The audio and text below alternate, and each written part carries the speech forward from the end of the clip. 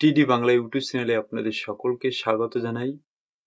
আজকের ভিডিওটির মূল আলোচ্য বিষয়বস্তু হলো একটি বাংলা ভাব সম্প্রসারণ, যে শুইয়া থাকে তার ভাগ্যও শুইয়া থাকে।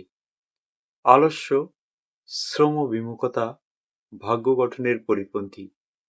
তাই শুয়ে বসে দিন কাটালে জীবনচক্র গতিরুদ্ধ হয়ে পড়ে। সমাজে পরিশ্রমকে সূচক ধরলে দুই ধরনের মানুষকে আমরা দেখতে পাবো।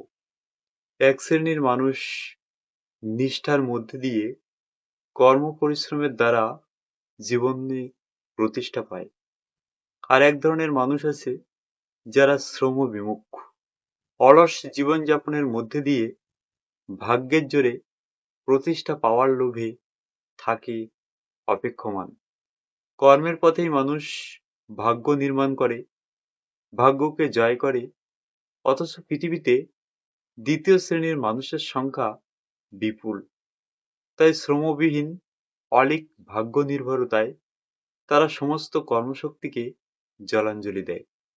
এক ধরনের পরজীবী হয়েই তারা বাঁচতে চায়। তাদের এই পরমুখাপেক্ষিতা মারাত্মক ব্যাধিতে পরিণত হয়। শেষ পর্যন্ত তারা অপরের কাছে হয়ে ওঠে বোঝাস্বরূপ। অন্যদিকে কর্মশক্তি নষ্ট হওয়ায় তাদের জীবন হয়ে ওঠে দুর্বিষহ। কঠোর পরিশ্রমের কোনো বিকল্প হয় না। শ্রম বিমুখ জীবন কখনো আনন্দময় হয়ে উঠতে পারে না, আর তখন জীবনের স্বাদ হয় তিক্ত, ভাগ্য হয়ে ওঠে বিড়ম্বিত। গীতার বাণীতে বলা হয়েছে, জ্ঞানী ও ভক্তিমানের মধ্যেই ভগবান বিরাজ করেন।